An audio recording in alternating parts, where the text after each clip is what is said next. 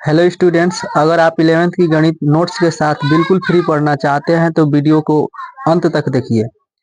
अगर वीडियो पसंद आए तो वीडियो को एक लाइक, एक प्यारा सा कमेंट और चैनल पर नए हैं तो सीखो डी के चैनल को सब्सक्राइब कर बेल आइकन ऑल पर क्लिक कर लीजिए, जिससे हर वीडियो का नोटिफिकेशन समय समय पर मिलता रहे। तो चलिए वीडियो शुरू करते हैं। स्टूडेंट्स, हम लोग पढ़ रहे थे समुच्चय। तो समुच्चय में पढ़ रहे थे समुच्चयों का निरूपण। तो समुच्चय का निरूपण दो तरीकों से किया जाता है, जिनको निरूपित करने की दो विधियां हैं।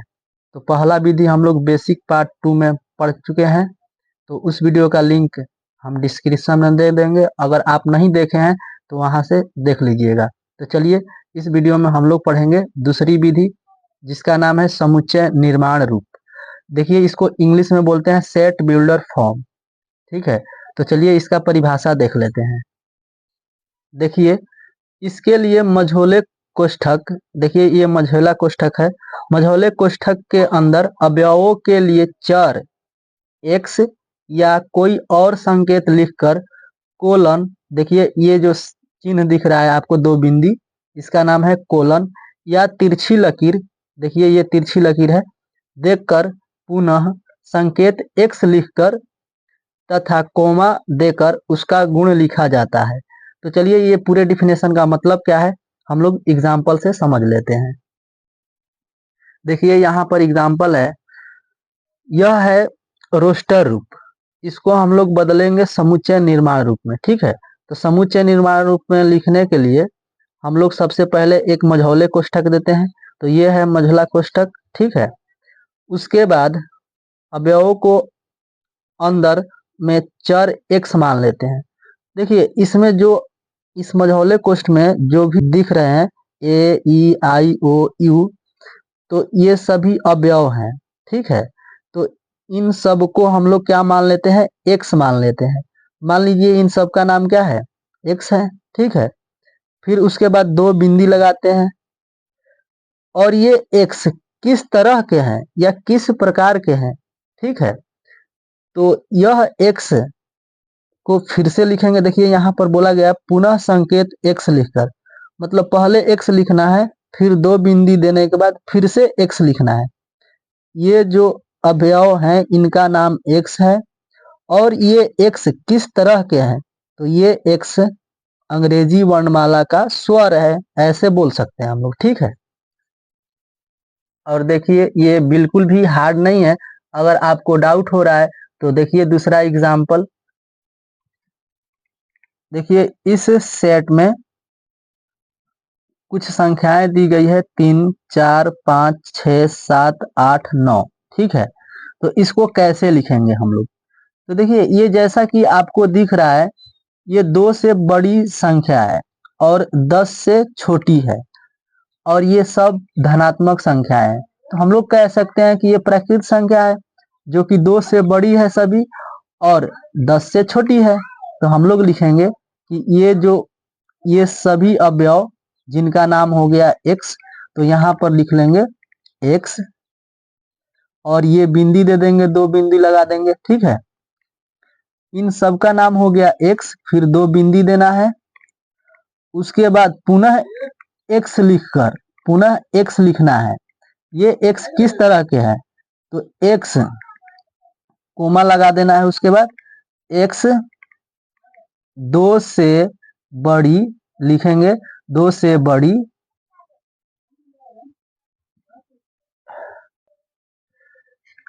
2 से बड़ी और 10 से छोटी प्राकृत संख्या है।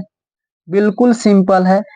तो देखिए फिर से समझ लीजिए, इनमें जो भी अवयव दिख रहे हैं आपको, इन सभी का नाम हो गया x, उसके बाद दो बिंदी लगाना है, उसके बाद फिर से x को लिखना है, और यहाँ पर ये रीजन बताना है कोमा देने के बाद कि ये x किस तरह के हैं। तो x 2 से बड़ी और 10 से छोटी प्राकृत संख्या है।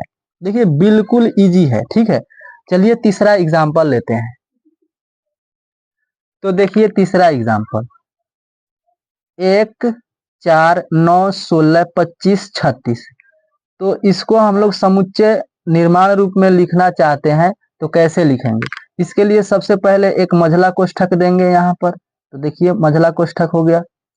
इन सभी अवयवों को हम x मान लेंगे कि इनमें जो 1, 4, 9, 16 है ना, ये सभी के सभी क्या है, x है। उसके बाद क्या करना है, अंदर अवयवों के लिए चर या कोई और संकेत लिखकर कोलन या तिरछा चिन्ह यानी लकीर देकर, देखिए हमने क्या किया, कोलन को दे दिया। उसके बाद पुनः x लिखते हैं, पुनः x को लिख लेना है और फिर कोमा लगाना है। क्या करना है, कोमा लगाना है। तो यहाँ पर कोमा लगा देंगे, ठीक है।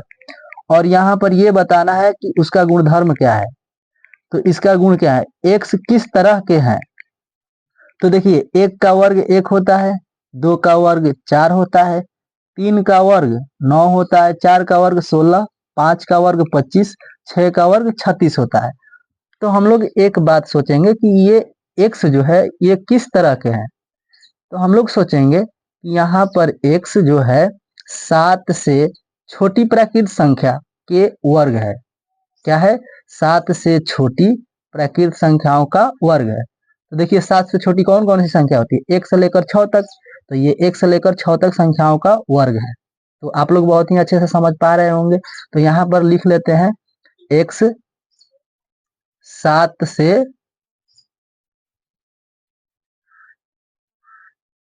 x 7 से छोटी प्राकृत संख्या का वर्ग है। उसके बाद हम क्या करेंगे, मझला कोष्ठक से बंद कर देंगे, ठीक है।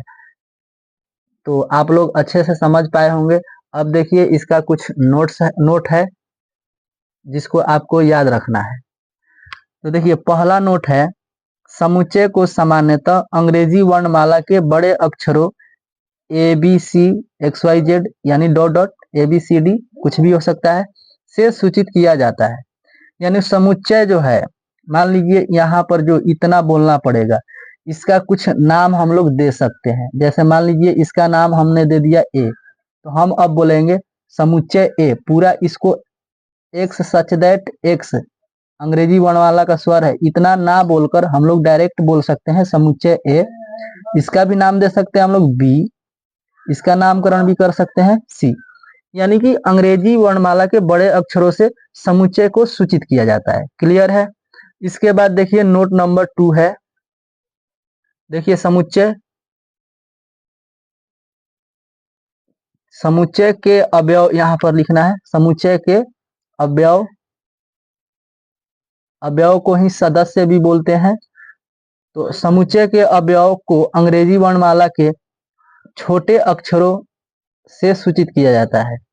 तो देखिए उनके अवयव जो होंगे तो उनको क्या लिखेंगे, हम लोग छोटे अक्षरों से सूचित करेंगे, ठीक है।